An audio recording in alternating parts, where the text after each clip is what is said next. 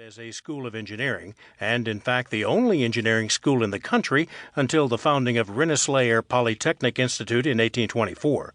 For the first half of the 19th century, West Point graduates gained recognition for engineering the vast majority of the nation's first railway lines, harbors, bridges, and roads.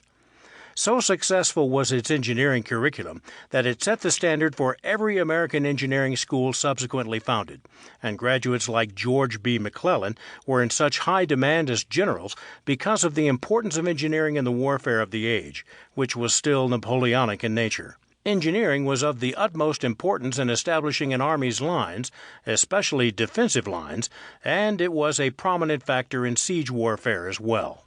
The cadets of West Point first came to prominence during the Mexican-American War, 1846 to 1848, during which many of its graduates proved themselves on the battlefield for the first time, including members of the class of 1846.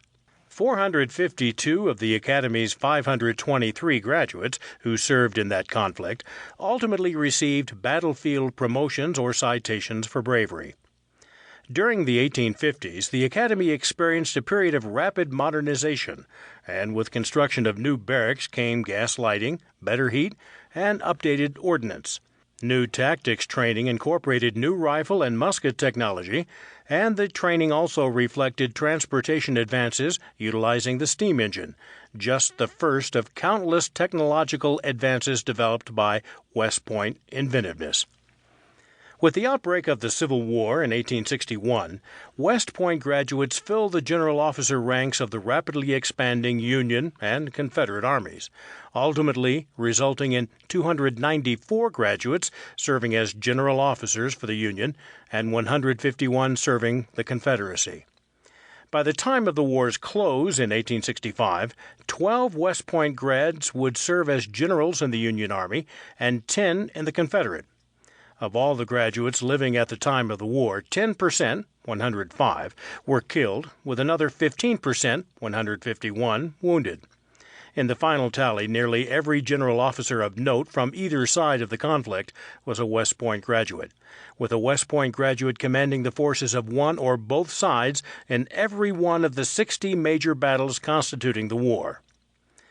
Due in no small part to the accomplishments of the 19th century cadets, the Academy's proud heritage has extended well into the 21st century.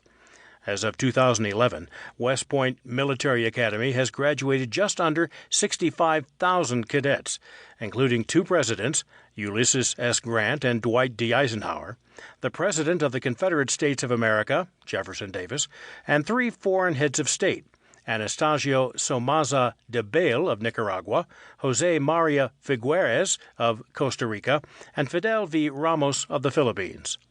Impressively, 74 graduates have been awarded the Medal of Honor, and currently a number of alumni are serving in public office, including U.S. Senator Jack Reed, Nebraska, Governor David Heinemann, and Congressman Jeff Davis, Brett Guthrie, Mike Pompeo, and John Shimkus, in addition to several holding high government positions, including former National Security Advisor Brent Scowcroft and Secretary of Veteran Affairs Eric Shinseki. Additionally, the Academy has produced 18 NASA astronauts, including 5 who went to the moon, with other noted graduates including America Online founder Jim Kimsey, Procter & Gamble CEO Bob McDonald, Johnson & Johnson CEO-elect Alex Gorski, Electrolux President and CEO Keith McLaughlin, Norwich University founder Alden Partridge, and Howard University founder Oliver O. Howard. West Point has also produced 3 Heisman Trophy winners, Glenn Davis, Doc Blanchard, and Pete Dawkins.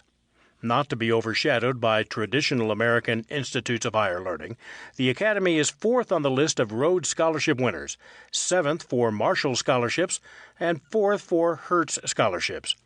Quite appropriately, the unofficial motto of the Academy's History Department is, "Much of the history we teach was made by people we taught," with graduates of the Academy referring to themselves as the Long Gray Line, a phrase taken from the Academy's traditional hymn, The Corps.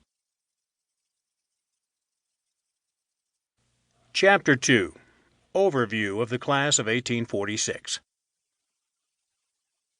Any American who has intently studied military history